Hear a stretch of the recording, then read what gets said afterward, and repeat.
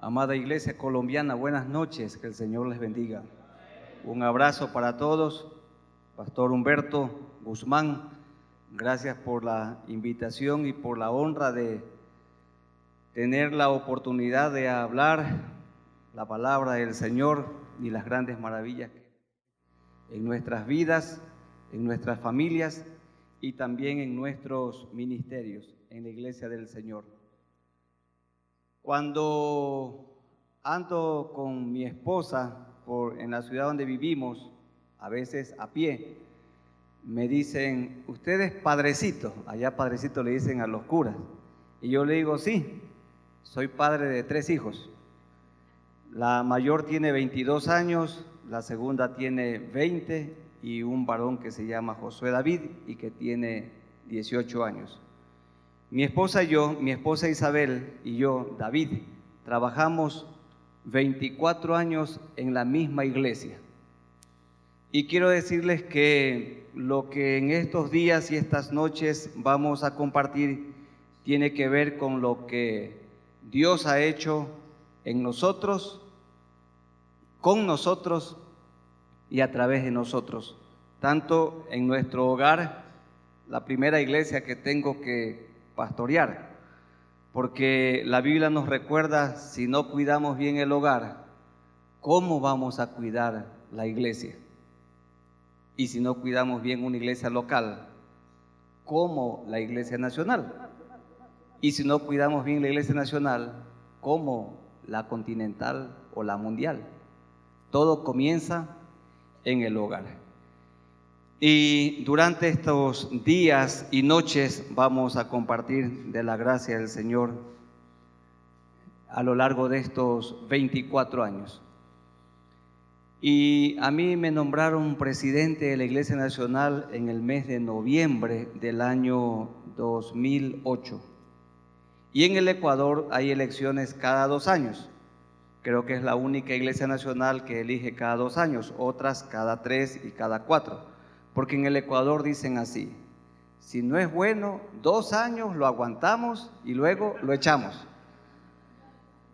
Yo he tenido una honra muy especial, hermanos, que creo que tengo que dar testimonio. La elección de presidentes en el Ecuador es muy reñida. Y por mucho tiempo, por 40 años, el reglamento interno tenía un candado. ¿En qué consistía? Solo podía ser candidato a presidente nacional quien renuncie a su congregación local.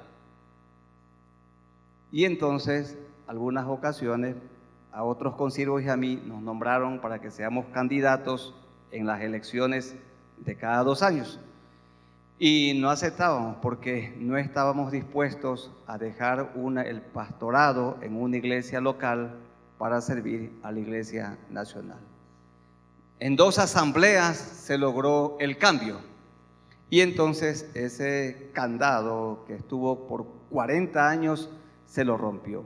Y ahora, desde hace 7 años, cualquiera de los pastores de la Alianza Ecuatoriana que cumpla con los requisitos puede ser candidato y puede presidir la Iglesia Nacional. Entonces, conmigo en el mes de noviembre del año 2008 hicieron un experimento.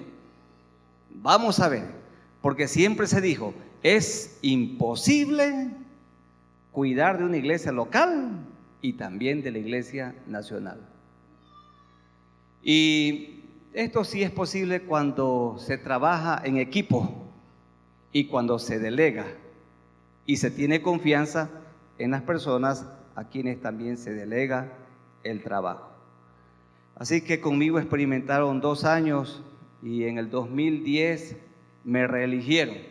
Y una cosa muy especial, por primera vez en la historia de la Alianza, que tiene 118 años en el Ecuador, y como iglesia organizada desde 1945, el 13 de enero, a mí me nombraron por unanimidad. A lo mejor Dios tuvo misericordia de mí porque no me agrada mucho el asunto de las elecciones en nosotros que tenemos el gobierno congregacional. Me nombraron, me reeligieron por unanimidad luego, en el mes de noviembre también del 2012, la asamblea se realizó en Quito. Me reeligieron por segunda vez. Y luego, en el 2014, el año pasado, también en el mes de noviembre, 1, 2 y 3, me reeligieron por tercera vez. Así que yo tengo cuerda hasta el 3 de noviembre del año 2016. Y allí a lo mejor ya aparezca la mano en la pared, Mene, Mene, Tekel, Uparsin. Tu reino ha sido quitado y ha sido entregado a otros. Y allí yo continuaré en la iglesia que mi esposa y yo, con un equipo pastoral, estamos sirviendo. Hermanos, la iglesia en la que yo sirvo es una iglesia que trabaja con grupos pequeños donde se estudia la Biblia. Le he compartido al pastor Vicente Alcántara. Nosotros invitamos a la gente cada domingo para que asista al templo 4 horas, 1 hora y media el culto, media hora de coinonía, la gente toma algo, come algo, y luego 2 horas para estudiar la Biblia en un grupo pequeño de discipulado. La gente entonces asiste cada domingo, todos, niños y adultos, pobres o ricos, 4 horas. Y el primer culto comienza a las 7 de la mañana hasta las 8 y media. De 8 y media a 9 hay un tiempo de coinonía, y desde las 9 hasta las 11 se estudia la Biblia. Vamos estudiando la Biblia desde Génesis hasta Apocalipsis. Génesis, Apocalipsis, de tapa a tapa. Entonces, cuando Dios ha ido dando consistencia a esto, y lo hacemos 24 años. Ahora, hay muchas personas asombradas en el Ecuador y también por otros lugares. Dicen, ¿cómo puede ser que una iglesia crezca y se consolide solo estudiando la palabra de Dios? Y a mí me dijeron una ocasión, oye David, ¿y tú no tienes temor que al estudiar solo la Biblia la gente se desvíe? Pero si la gente se desvía, porque se ha alejado de la palabra de Dios, porque ellos van a interpretar a su manera. El Espíritu Santo de Dios es el maestro, y también usa a hombres y mujeres como maestros para enseñarnos la palabra de Dios. Bueno, esto lo hemos hecho. Nosotros tenemos una filosofía bien sencilla. En el templo discipulamos o enseñamos a la gente a vivir como Cristo, y en las casas evangelizamos. La filosofía es así: 7 grupos de discipulado en el templo por cada 100 miembros y 7 células evangelísticas por cada 100 miembros. Nosotros tenemos en nuestra ruta de discipulado 1.500 personas estudiando la Biblia. En esta semana estamos estudiando el Evangelio según San Lucas. Cada semana, en 3 semanas, del capítulo 1 al 8, del 9 al 16 y del 17 al 24. Luego vamos a estudiar Juan. Juan tiene 21 capítulos y lo estudiamos en 3 partes, del 1 al 7, del 8 al 14 y del 15 al 21. Y durante esa semana que leemos nosotros, el primer día de la semana, esto es domingo a sábado, y leemos Juan, los jóvenes predican y hablan de Juan capítulos 1 al 7. A los niños se les enseña de Juan capítulos 1 al 7. Las damas, las parejas, la iglesia, en las células, todos hablamos lo mismo. Así que toda la iglesia va estudiando la Biblia de Génesis a Apocalipsis, de Génesis a Apocalipsis, cada 2 años. Y saben, hermanos, ustedes son mis consiervos, y yo les digo, por esto yo puedo servir en la Iglesia Nacional. Y también por esto estoy así, porque he visto que hay pastores que tienen una enorme cola de gente a la que atender. Pero en cambio, cuando la iglesia estudia la palabra de Dios, bajan las consejerías, bajan los problemas, baja la crisis, porque las personas, los miembros de la iglesia, los discípulos, van descubriendo en la palabra del Señor las respuestas a sus necesidades. Ustedes y yo sabemos, hermanos, la Biblia tiene respuestas a todas nuestras interrogantes. Ella es la palabra de Dios, y la palabra de Dios hace sabio al sencillo. Y bueno, esto que el Señor nos dejó lo hemos practicado 24 años y la iglesia ha ido creciendo, creciendo. Tenemos el gozo de ver a las personas que conquistamos para Cristo hace 24 años, hace 20 años, hace 15 años. Allí permanecen, no se van para otro lado, porque ustedes saben, la oveja bien alimentada no salta el cerco. Y hoy la iglesia tiene 2.800 miembros bautizados y hay una asistencia dominical de 3.000. 3.000 asisten cada domingo a 3 reuniones, a las 7 de la mañana, a las 11 la segunda y 7 de la noche la tercera. También construimos un nuevo templo que tiene capacidad para 2.500 personas. Y Dios está bendiciendo, no solamente la congregación en la que yo sirvo, sino en muchas iglesias de la Alianza del Ecuador y también por todo el continente latinoamericano. En el Ecuador somos 352 iglesias y la Alianza Ecuatoriana tiene 50.000 miembros y son 400 pastores. Procuramos que todos estén afiliados al Seguro Social y que reciban todos los beneficios de ley. La Junta Nacional está conformada por 7 miembros y esos miembros pueden ser reelegidos o cambiados cada 2 años en Asamblea General de Miembros. Así se dirige la Alianza Ecuatoriana y por esto le damos la gloria y la honra a él. Creo que la alianza, tanto en Chile como en el Ecuador, fueron las primeras. Los misioneros de Estados Unidos y de Canadá llegaron al Ecuador en el año 1897.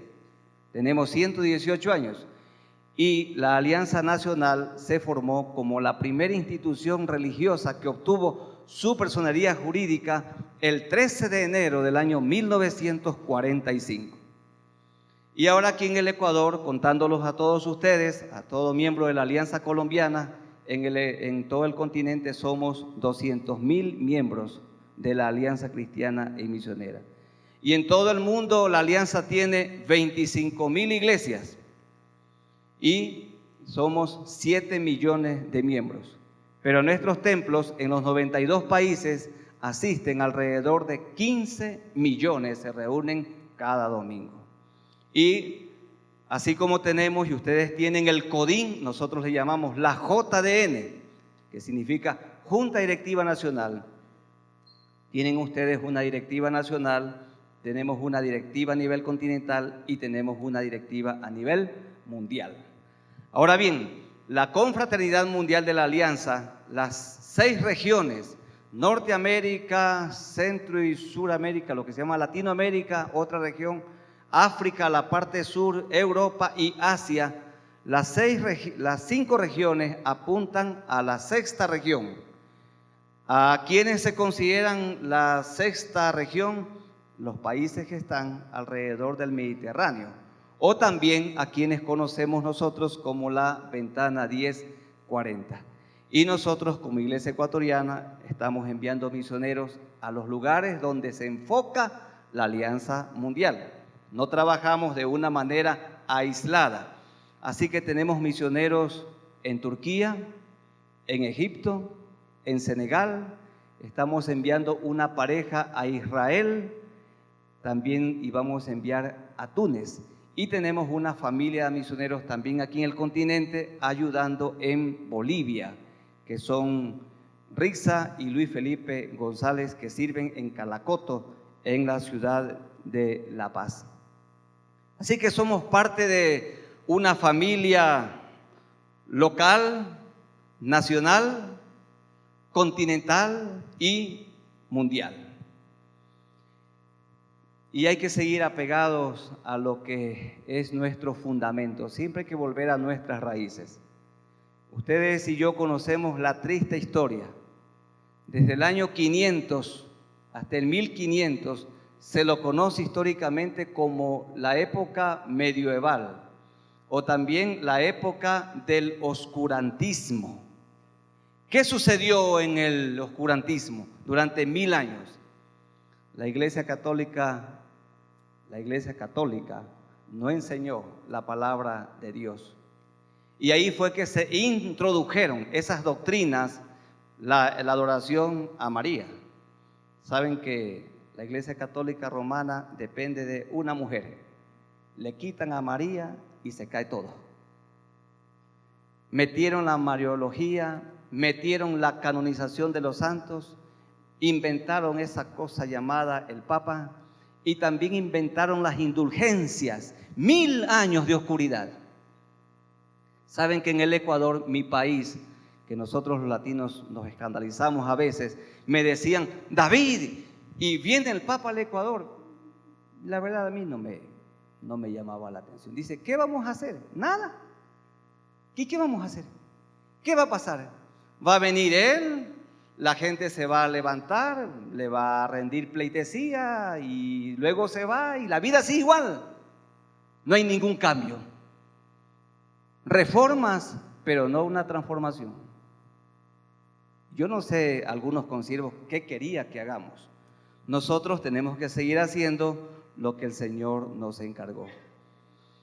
Y hermanos, en esta noche hay un buen tema y es un tema refrescante, son cosas elementales, créanlo de todo corazón que no son cosas nuevas, es lo que ya está escrito desde hace tantos años, solo que a veces nos olvidamos. El tema para esta noche es la condición de los que no conocen a Cristo.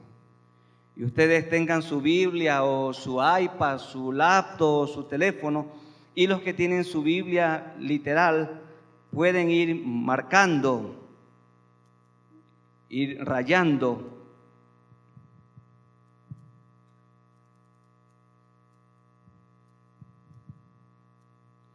Yo quiero hablar en esta noche de 3 cosas en cuanto a la condición de los que no conocen a Cristo.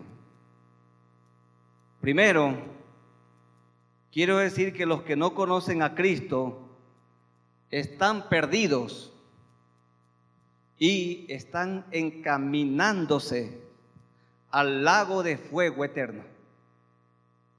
Todas estas doctrinas de la prosperidad y todo eso, lo que hoy se habla, no hablan de este lugar de perdición.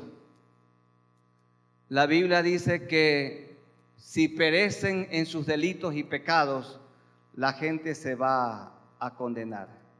¿Cuál es la condición de los que no conocen a Cristo? Perdidos. ¿El hombre peca porque es pecador o es pecador porque peca? ¿El hombre peca porque es pecador o es pecador porque peca? El hombre peca porque es pecador. Hemos nacido con una naturaleza caída, inclinada a lo malo. Y por esto David dijo, en pecado me concibió mi madre. Y Jesús, para inducirnos a la oración, Él dijo, si vosotros siendo malos sabéis dar buenas cosas a sus hijos, ¿cuánto más nuestro Padre Dios, que Él es bueno? Hemos nacido con una naturaleza caída, inclinada a lo malo. Como dice Génesis, el corazón se inclina a lo malo desde su juventud. La condición de la gente que no tiene a Cristo es que está perdida. Vamos a buscar unos pasajes, hermanos. En el Evangelio según San Mateo, capítulo 7, versos 13 y 14, Jesús dijo, entrad por la puerta estrecha, porque ancha es la puerta y espacioso el camino que lleva a la perdición, y muchos son los que entran por ella, porque estrecha es la puerta y ancho el camino que lleva a la vida, y pocos son los que la hallan. El camino de los perdidos es un camino ancho. Allí van todas las religiones y todos los que interpretan la palabra a su manera. No predican, ni enseñan, ni viven lo que el texto dice, sino que acomodan el texto a su pretexto, lo ajustan para defender sus ideologías, sus dogmas, sus doctrinas. En segunda a Tesalonicenses capítulo 1, versículo 9, segunda carta de Pablo a los Tesalonicenses 1, 9, dice de los perdidos, los cuales sufrirán pena de eterna perdición. ¿Quiénes? Los que viven rechazando al Señor Jesucristo y la salvación que Él les ofrece. Sufrirán pena de eterna perdición. En la ciudad de Quito hay un seminario bastante prestigioso que enseña que no hay Satanás. Y también está enseñando que no hay un infierno. Y que eso solamente es un mito. Pero hermanos, la Biblia enseña claramente que hay un lugar de eterna perdición al que van todas las personas que lo rechacen al Señor. Y cuando predicamos el Evangelio, generalmente no hablamos de ese tema. Muy poco se oye hoy hablar del cielo y del infierno. Pero son dos realidades. Y también vamos a leer en segunda de Pedro, capítulo 2, versículo 3. Segunda de Pedro 2, el verso 3. Y por avaricia harán mercadería de vosotros con palabras fingidas. Sobre los tales, ya de largo tiempo, la condenación no se tarda y su perdición no se duerme. Y en el libro de Apocalipsis, el apóstol Juan habla claramente de un lugar de eterna perdición. Dice que a ese lugar, en Apocalipsis 19 y 20, la bestia o el anticristo o el último líder gentil que gobernará el mundo será echado al lago que arde con fuego y azufre. Esto dice Apocalipsis 19, 20. Y la bestia fue apresada y con ella el falso profeta que había hecho delante de ella las señales con las cuales había engañado a los que recibieron la marca de la bestia y habían adorado su imagen. Estos dos fueron lanzados vivos dentro de un lago de fuego que arde con azufre. Dios habla de un lugar de tormento como un lugar real. Los primeros que ocuparán ese lugar será el gobernante mundial, el anticristo, o la bestia, o el hombre de pecado, o como se lo llama en Daniel, el desolador. También su falso profeta. Y la tercera persona que irá a ese lugar es el mismo Satanás, de quien se dice en el capítulo 20, el verso 2, y prendió al dragón, varios nombres, la serpiente antigua, que es el diablo y Satanás, y lo ató por 1000 años. Al final de este periodo será suelto y se rebelará contra Cristo. Y leamos lo que dice 20:10. Apocalipsis 20:10. Y el diablo que los engañaba fue lanzado en el lago de fuego y azufre, donde estaban la bestia y el falso profeta, y serán atormentados día y noche por los siglos de los siglos. Luego habrá un augusto tribunal, delante del cual comparecerán todos los perdidos de todos los tiempos, comenzando con Caín y otros. Comparecerán y Dios les dirá: ¿por qué van a ir a ese lugar de perpetua condenación?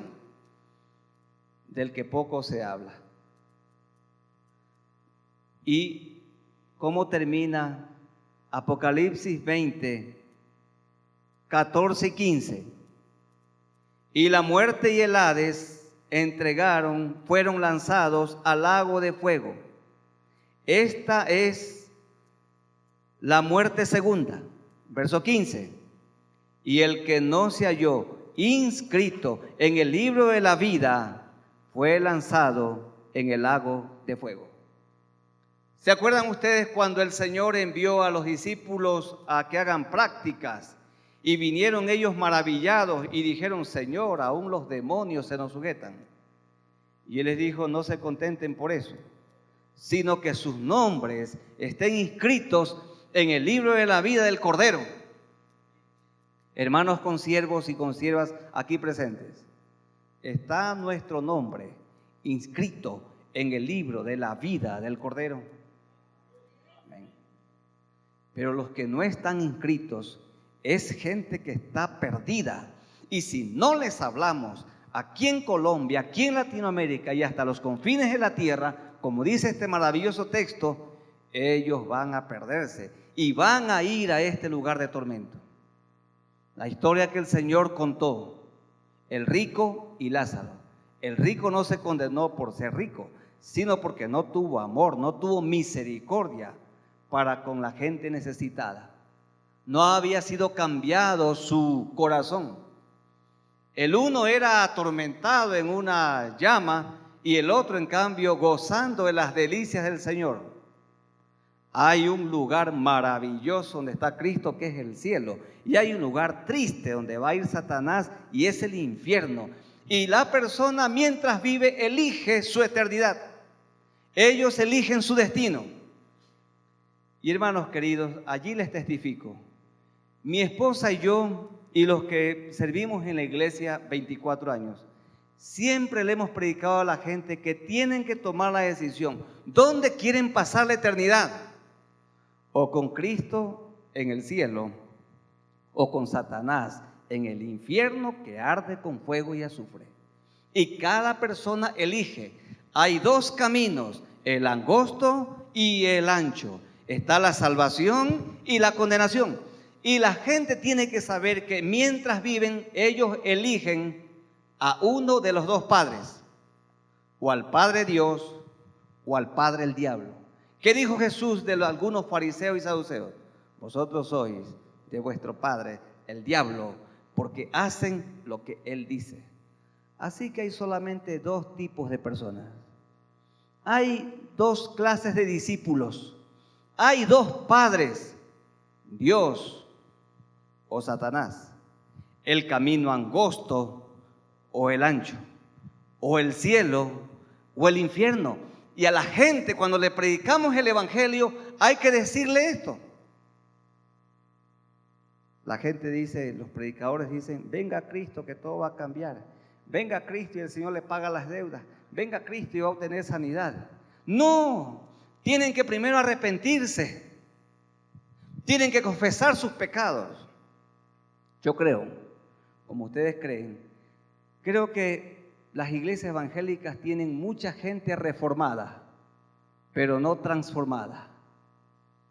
Mucha gente cristiana, cristianismo nominal, de nombre. ¿Quién es un discípulo de Cristo? ¿Quién es un cristiano? Un discípulo de Cristo es uno que vive como Cristo vivió aquí en la tierra. Seguramente en su país, como también el nuestro, y como el pastor Vicente, o en Canadá y en todo lugar, la gente se decepciona cuando un líder evangélico cae. Y cierto, ¿saben por qué la gente va y se va de la iglesia y busca la iglesia perfecta? Porque nosotros mismos no les enseñamos del todo a la gente a poner su mirada en el Señor. Hermanos queridos, yo me llamo David Butre, y si yo me muero y pase lo que pase conmigo, la iglesia sigue adelante, porque a la gente hay que enseñarle a poner su mirada en Jesús, el autor y consumador de la fe. Nosotros los podemos traicionar, avergonzar y yo los puedo decepcionar, pero Jesucristo nunca nos traicionará, no nos dejará, ni nos traicionará. Él es fiel, Él es santo. Nosotros somos árboles torcidos, Él es el árbol recto. En nuestra casa tenemos algunos árboles y uno de eucalipto, y estaba creciendo muy torcido. Con 3 trabajadores le pusimos un palo recto al lado y lo amarramos en 4 partes. Y han pasado 6 meses y el árbol está cada vez más derecho, más derecho, más derecho. Yo tengo que estar amarrado al palo derecho, al árbol recto. ¿Quién es? Cristo. Bien amarrado. Entonces me voy formando a su estatura, a su conducta. Me voy pareciendo a Él. Pero miren, si alguno se amarra junto a mí, va a crecer torcido como yo. Muchos me dicen, oye David, tu hijo se parece a ti. Y verdad que se parece. Pero yo no quiero que él me imite a mí. Quiero que él imite al Señor. Porque si él se propone imitarme del todo a mí, también va a imitar mis debilidades, mis errores. Y yo cada día lo amarro a mi hijo, a Cristo, el árbol recto, para que se parezca a Él. Y claro, Él dice, papá, yo quiero ser como tú. Pero ahora que va creciendo y se da cuenta que yo también tengo mis torceduras, dice, papá, yo sí quiero ser como el Señor. A buena hora que se dio cuenta. Y sabe que les quería contar que yo tengo 3 hijos, son maravillosos, no hay otros como ellos en el mundo. Son tan quietos, tan linda conducta, son tan tranquilos mientras duermen. El problema es cuando se despiertan. Cada uno hace por 4. ¿Cuál es la condición del hombre, de los que no conocen a Cristo? Están perdidos. Y si mueren en su perdición, de eterna condenación, se van a condenar. Por esto tenemos que predicar. En segundo lugar, los que están perdidos necesitan un Salvador. Esa es la segunda verdad en esta noche. Los que están perdidos necesitan un Salvador. Y ese Salvador es Cristo el Señor. Miren, vamos a revisar unos textos que son muy elementales. Lucas 2, 11 y 12. Qué hermoso momento cuando el Dios eterno se encarnó. Él se hizo como uno de nosotros. Lucas 2, 11 y 12. Lucas 2, 11 y 12. Que os ha nacido hoy en la ciudad de David un Salvador, uno solo, un Salvador que es Cristo el Señor. Delante de ese Señor, sí, yo me arrodillo y ustedes se arrodillan y nos postramos delante de Él, porque Él es el Señor. Esto significa que Él es el Rey. Y esto será por señal: hallaréis al niño envuelto en pañales, acostado en un pesebre. ¿Por qué? Porque no hubo lugar para Él en el mesón. Es que la gente no tiene lugar para Él. Ha nacido un Salvador. Lucas 19, 10. ¿Qué hizo este Salvador? Entró a la casa de Zaqueo, era el jefe de los saqueadores. 19, 9 y 10, Jesús le dijo: hoy ha venido la salvación a esta casa, por cuanto él también es hijo de Abraham. Porque el Hijo del Hombre, el Salvador del mundo, vino a buscar y a salvar lo que se había perdido. La gente está perdida y estaban perdidos, y vino el Salvador a buscar. Y cada creyente, hermanos, cada pastor aquí presente es uno que busca al perdido hasta encontrarlo. como aquella parábola que deja a las 99, los 99 justos, entre comillas, que no necesitan arrepentimiento, y va tras la que se perdió. Buscar al perdido hasta hallarlo, porque el perdido, si no conoce a Dios, se va a condenar en el infierno eterno. Eso dice la palabra. Él es el Cordero de Dios que quita el pecado. Esto lo dijo Juan el Bautista. El autor William Barclay dice en uno de sus comentarios que Juan el Bautista era solamente un dedo apuntando a Cristo.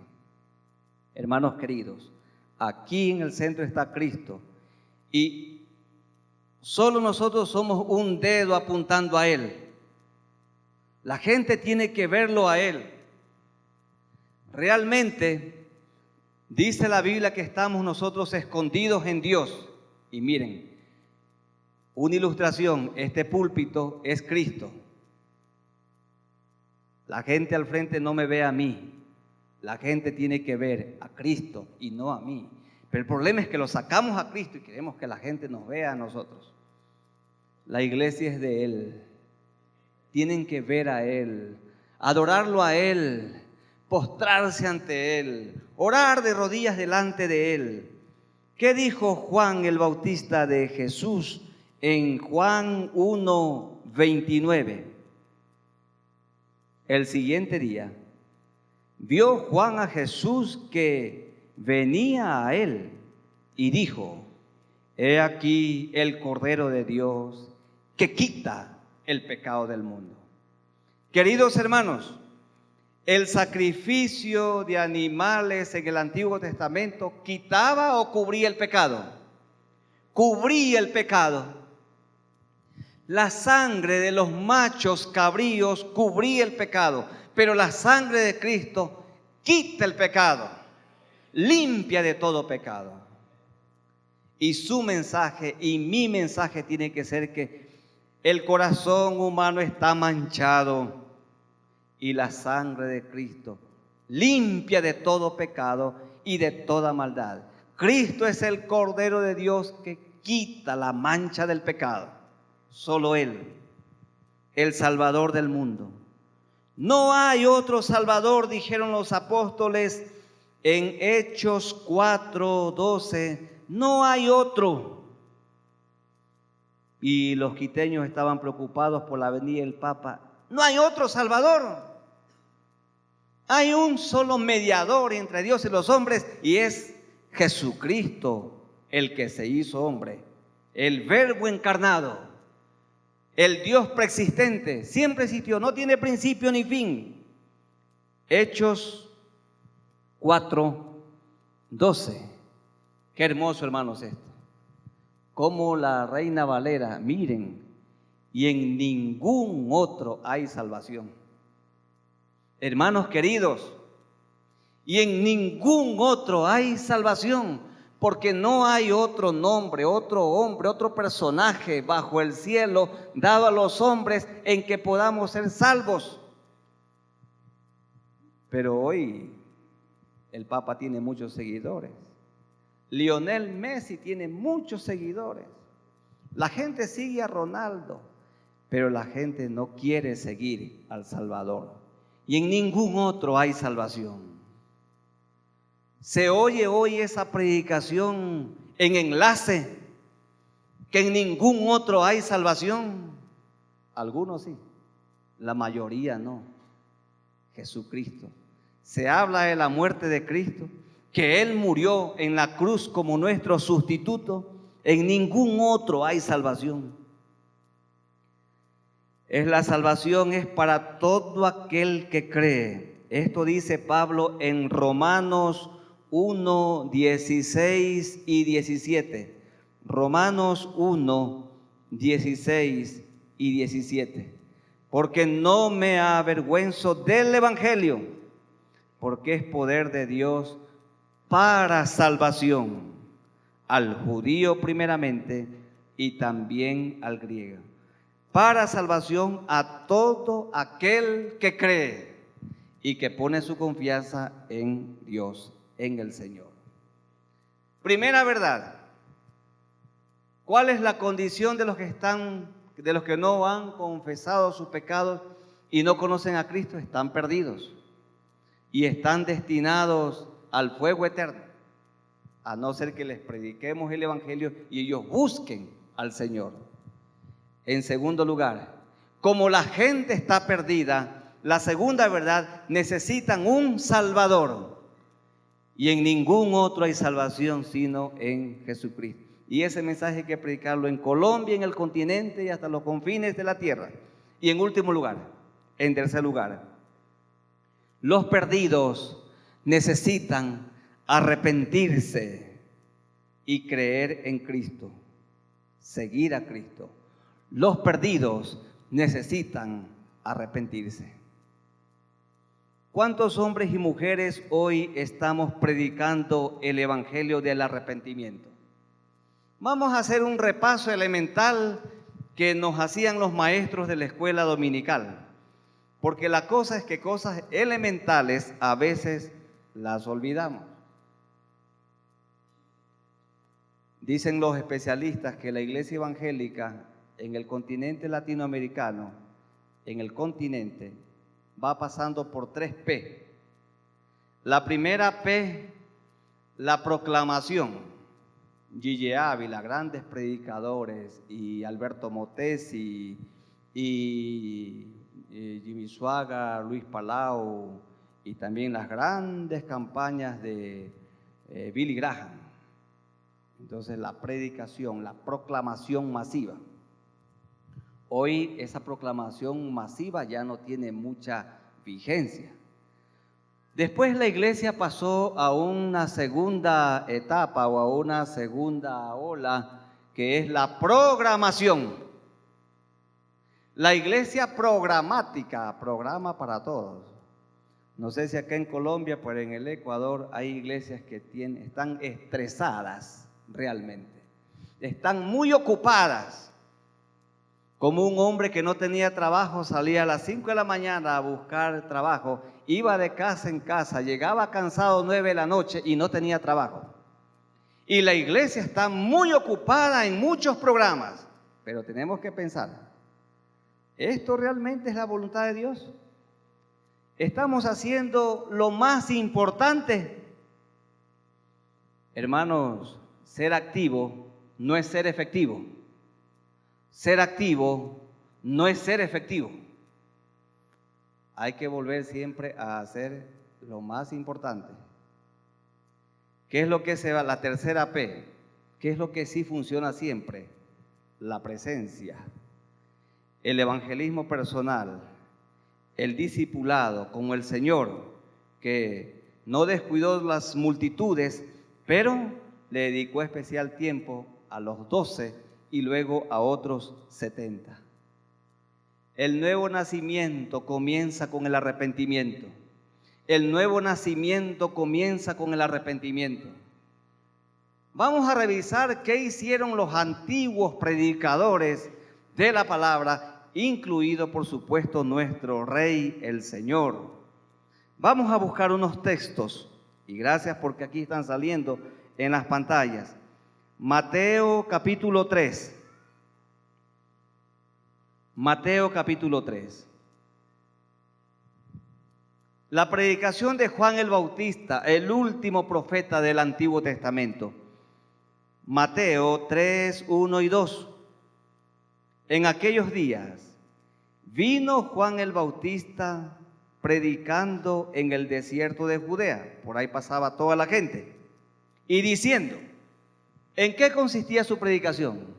Arrepentíos, porque el reino de los cielos se ha acercado. No dice que se ha acercado, sino se ha acercado. ¿Y dónde está el reino de los cielos? Aquí está el reino de los cielos. Los hermanos que han estudiado el seminario y los que no han estudiado también saben que la palabra arrepentimiento es una palabra griega que se escribe metanoia. Metanoia. Cada vez que en el Nuevo Testamento aparece la palabra arrepentíos o arrepentimiento, se escribe metanoia. De ahí viene la palabra metamorfosis. Bien, entonces Y la palabra metanoia tiene tres implicaciones, implica tres cosas. Y les voy a decir para que anoten solamente los que no conocen. La mayoría sabe esto. Metanoia significa cambio de la mente, cambio del corazón y cambio de la conducta. Metanoia significa cambio de mente, cambio de corazón, cambio de conducta o cambio de vida. A esto le llama Jesús nacer de nuevo. A ver, dicho de otra manera, la palabra metanoia, que en el Nuevo Testamento se traduce al idioma castellano como arrepentimiento, significa cambio de cerebro, cambio de mente. Pablo dijo, ahora tenemos la mente de Cristo. Entonces a mí me dicen mis amigos, oye David, ¿y cómo tú puedes vivir con una sola mujer? Porque él cambió mi mente, metanoia. ¿Cómo es que ustedes pueden amar a un enemigo? Porque él cambió mi mente, mi corazón y mi conducta. Porque es que cuando hacemos alguna cosa mala, el Espíritu Santo nos redarguye y nos sentimos mal. Y tenemos que pedir perdón y confesar. ¿Por qué? Porque hubo un cambio de la mente, un cambio del cerebro, un cambio del corazón y un cambio de la conducta.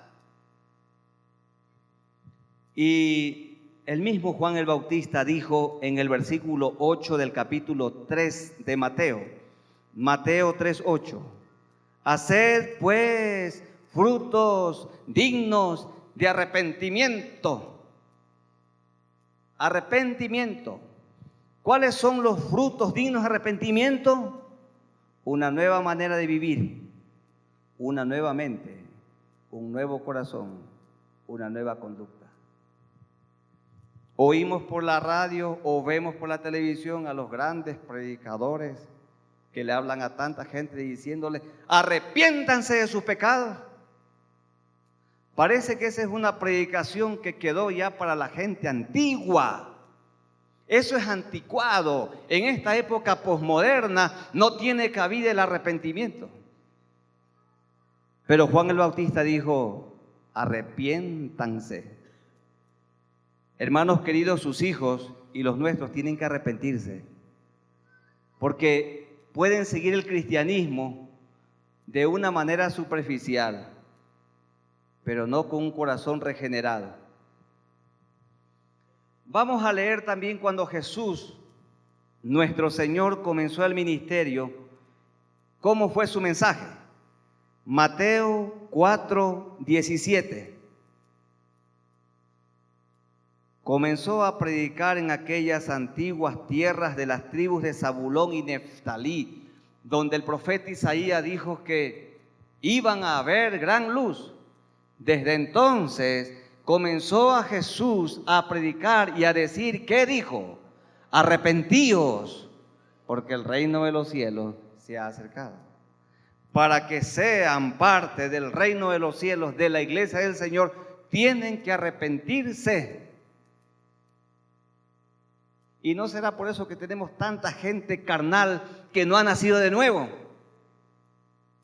¿Y qué tal? A lo mejor hay iglesias que están atestadas de gente que no se ha arrepentido.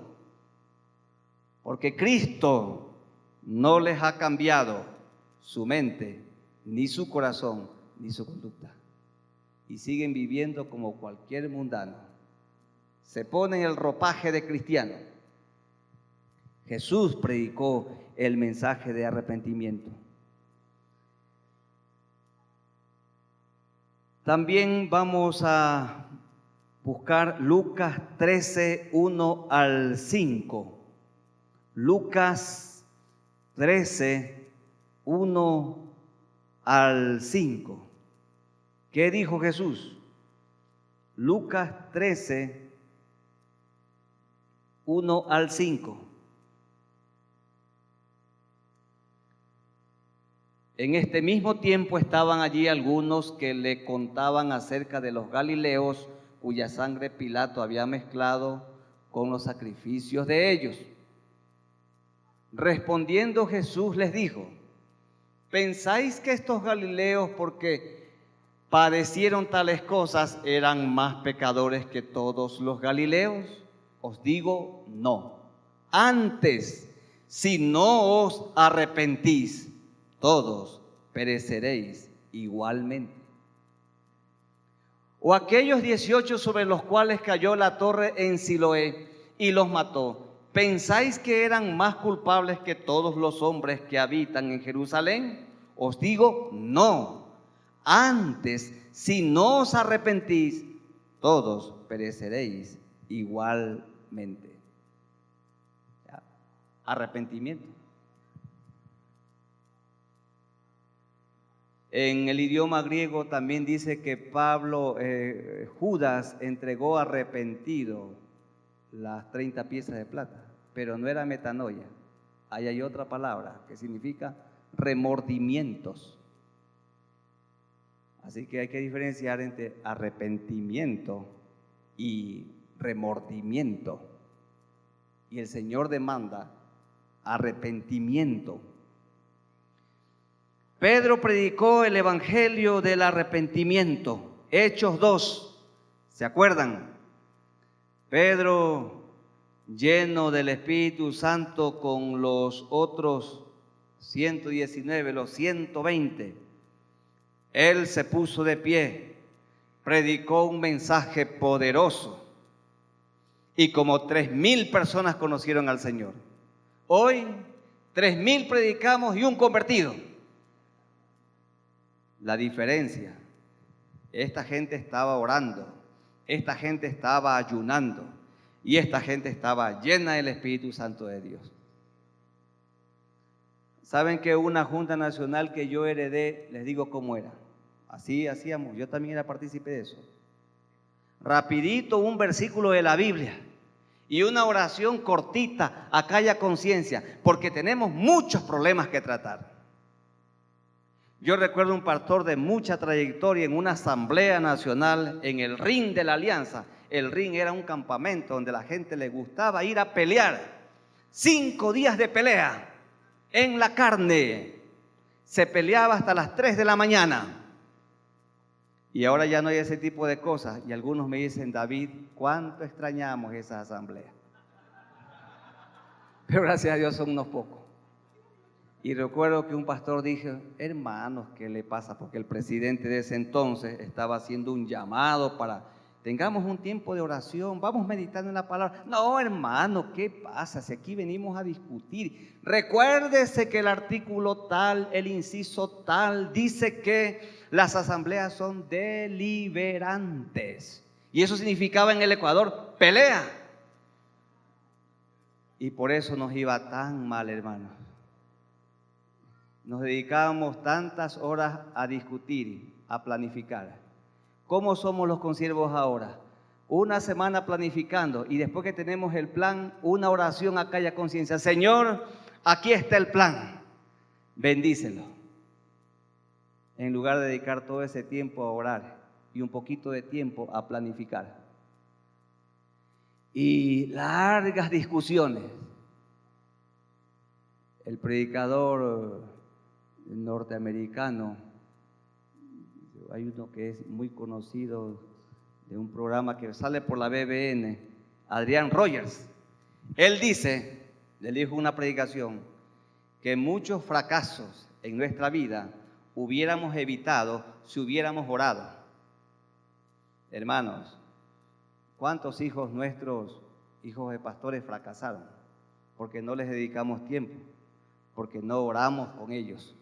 Muchas cosas se hubieran evitado si hubiéramos orado. Muchas cosas se hubieran evitado si nos hubiéramos dedicado a adorar al Señor, si nos hubiéramos dedicado a estudiar su palabra y a obedecerla. Pero todos en el continente latinoamericano somos muy dados a las reuniones. Y un poquitico, como dicen ustedes, un poquito de oración para que la conciencia esté tranquila. Pero en cambio los 120 estaban, ¿cuántos días? 10. Orando y llorando de rodillas delante de Dios. Y entonces Pedro, en el poder del Espíritu Santo de Dios, 3,000 personas. No dijo levanten la mano, no dijo pasen adelante. Y está bien todo lo que hacemos. La gente dijo, ¿qué dijo la gente? ¿Qué haremos? Porque el Espíritu Santo los tocó y tenían convicciones de pecado. ¿Qué le respondió Pedro? Hechos 2, 37 y 38. Al oír esto, el mensaje de Dios por boca de Pedro, se compungieron de corazón y dijeron a Pedro y a los otros apóstoles, varones hermanos, ¿qué haremos? Pedro les dijo, ¿qué les dijo? Arrepentíos y bautícese cada uno de vosotros en el nombre de Jesucristo para el perdón de los pecados y recibiréis el don del Espíritu Santo, el sello del Espíritu Santo, las arras del Espíritu Santo. Pero Él les dijo, arrepiéntanse, permitan que Cristo les cambie la mente, el corazón y la conducta. Seguir a Cristo no es nueva religión, es nueva vida, es una transformación. La gente se arrepintió y siguieron al Señor, se vivió una etapa de avivamiento. Pablo, cuando estuvo predicando allí en el Areópago de Atenas y estaban varios grupos, varios pensadores, busquemos esto en Hechos, capítulo 17.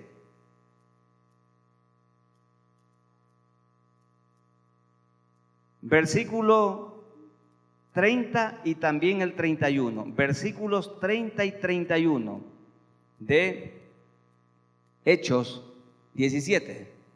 Pero Dios, habiendo pasado por alto los tiempos de esta ignorancia, que ni el pueblo cristiano lee la Biblia, no la estudia, no la practica.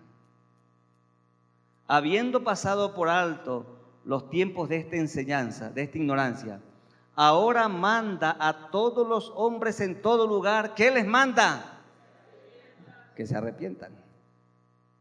Dios manda que se arrepientan y nosotros les mandamos que se reformen. Que vengan a la iglesia, le decimos a la gente, vengan a la iglesia. Hay varias madres que se acercan a mí y me dicen, pastor, ore por mi hijo porque está rebelde, no quiere venir al templo. Y el muchacho lo que tiene es que arrepentirse de sus pecados. Cuando ese muchacho majadero se convierta al Señor, se arrepiente de sus pecados, va de rodillas a la casa de Dios a adorar. Y las mujeres dicen, mi marido no quiere venir al templo.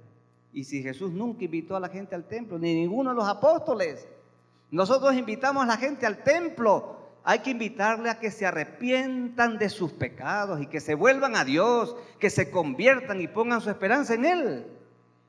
Y ahí, hermanos, van al templo y nunca se despegan. Mueren ahí en el templo. Ni tiene que decirle, no tiene que presionar para que vengan. Porque la gente tiene sed de Dios, sed de su palabra.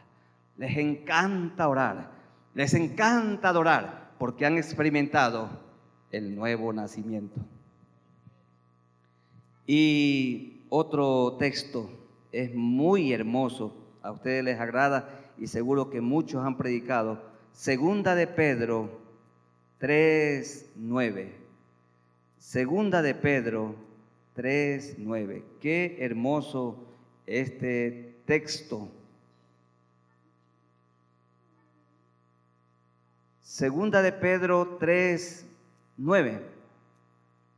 El Señor no retarda su promesa, según algunos la tienen por tardanza, sino que es paciente para con nosotros, no queriendo que ninguno perezca, sino que todos procedan al arrepentimiento, metanoia, el arrepentimiento.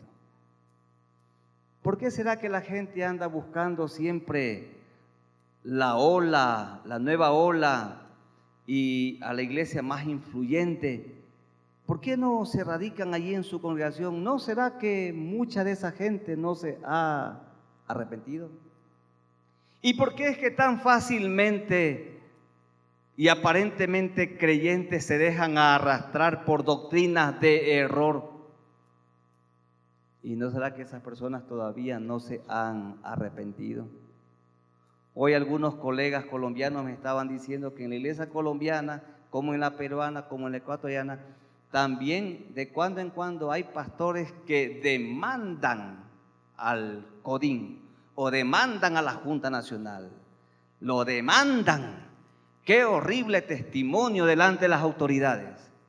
Allí se dan a conocer que lo único que les importaba es la plata. En el caso de la iglesia ecuatoriana, cuando un ministro le pone una demanda a la iglesia nacional, puede que perdamos el juicio, pero esa persona no vuelve a la iglesia nacional, a no ser, por supuesto, que se arrepienta verdaderamente. Ninguno perezca, sino que todos procedan al arrepentimiento. Queridos hermanos, ¿cuál es la condición de los que no conocen a Cristo? Están perdidos y están expuestos al lago de fuego eterno. Siendo que la gente está perdida, ¿qué necesitan? Un Salvador, y ese Salvador es Cristo el Señor, el Dios eterno que se hizo hombre. Y a la gente tenemos que presentar a Cristo. Para que lo conozcan tienen que arrepentirse de sus pecados, tienen que confesar sus pecados. Y cuando ellos confiesan sus pecados, el Espíritu Santo viene a vivir a sus vidas. Y entonces ellos comienzan una nueva vida, nuevamente, nuevo corazón, nueva conducta. Ya el esposo no maltrata a la esposa, ya no la grita, le habla con bondad, con ternura, la ama como a su mismo cuerpo, la trata con delicadeza. Y de igual manera la esposa al esposo. Los hijos obedecen a sus padres y los padres crían a sus hijos en disciplina y amonestación del Señor. Perdonamos a los que nos odian, a los que nos calumnian, hablamos la verdad, vivimos una vida de honestidad, porque nuestra vida ha sido cambiada, transformada por el poder del Señor. Queridos hermanos, este es el antiguo evangelio que toda Colombia, todo el Ecuador, todo Perú, todo el continente debe oír, y los confines de la tierra también, el evangelio del Señor Jesucristo. La vida con Cristo es maravillosa. Cada día estudiémoslo a Él, acerquémonos al texto bíblico. Dijo Martín Lutero: cerca de la Biblia, lejos de Satanás; lejos de la Biblia, cerca del diablo. Inglaterra cambió cuando comenzaron a estudiar la Biblia.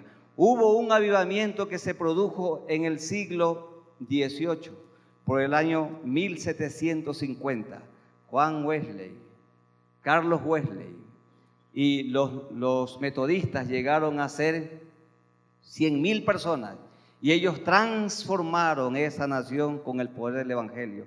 Cambiaron la constitución, se practicaba la esclavitud, los niños estaban en las minas de carbón, era todo un caos y había tanta marginación, pero el evangelio lo cambia todo. A mí me impactó mucho lo que dijo el pastor David Ruiz, guatemalteco involucrado en las misiones. Dijo él en una de sus conferencias que Guatemala es el país con el más alto índice de cristianos en el continente. Dijo él que son 60%, pero el país no ha cambiado. Somos agentes de cambio, no creyentes nominales, sino creyentes transformados. Vivamos, hermanos, ustedes aquí en Colombia, aquí en el continente, vivamos como Jesucristo vivió aquí en la tierra. Prediquemos el evangelio del reino a toda criatura. Aunque parezca un mensaje anticuado, hay que seguir proclamándolo. Hagámoslo aquí en Colombia, en el continente y hasta los confines de la tierra. Amén, hermanos. Yo voy a orar por ustedes.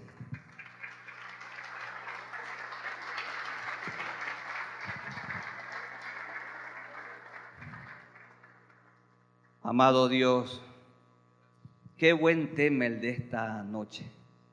Tú lo pusiste en el corazón de los dirigentes. ¿Cuál es la condición de la gente que no te conoce a ti? Están perdidos. Están perdidos y están expuestos al lago que arde con fuego y azufre. Pero Señor, por esto tú enviaste un Salvador, que es Cristo el Señor. El Dios eterno se encarnó, Él se hizo hombre, vino a vivir entre nosotros. Y Él murió en la cruz como nuestro sustituto. Murió por mí. A Jesús, cuando estaba colgado, le gritaron: si eres hijo de Dios, baja de la cruz. Pero si Él bajaba, yo subía, porque mis obras malas merecían la muerte, la condenación eterna. Las obras malas de mis hermanos consiervos aquí, a quien tanto amo, merecía también la muerte, la condenación eterna. Pero tú tomaste nuestro lugar, el justo Cristo muriendo por nosotros los injustos. Un día nos arrepentimos de nuestros pecados. Se produjo en nosotros la metanoia.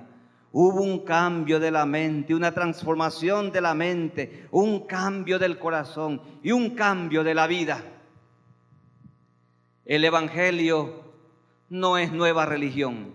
El Evangelio es nueva vida, vida abundante con Cristo Jesús.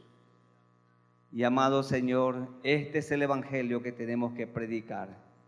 Aquí en Colombia, en todo el continente latinoamericano y hasta los confines de la tierra, el Evangelio del arrepentimiento.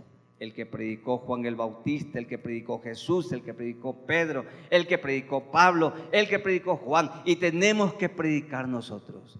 Hay que arrepentirse, hay que convertirse, hay que poner la mirada, la fe en el Señor. Amado Señor, a ti te adoramos y delante de ti nos postramos. Los momentos más hermosos de nuestra vida son cuando nos ponemos delante de ti, hincados, arrodillados delante de ti. Señor, de rodillas delante de ti, para estar de pie delante de los hombres. Gracias, Señor, por esta reunión de actualización. Gracias porque tú nos refrescas a todos lo que siempre quisiste y quieres que hagamos. Ayúdanos, Señor, a estudiar tu palabra, a obedecer tu palabra y enseñar tu palabra. Bendice a la Iglesia Alianza de Colombia. Bendice, Señor, a su presidente, su amada esposa, a cada uno de sus hijos, Señor. Bendice a quienes son parte del CODIN y de los diferentes grupos, Señor. Gracias por este hermoso trabajo. Que cada uno permanezca predicando el Evangelio del Reino. Oh Dios eterno, gracias por esta noche, por lo que has hecho, estás haciendo y harás. A ti sea la gloria, en el nombre de Cristo Jesús. Amén. Los amo, hermanos. Muchas gracias por la oportunidad.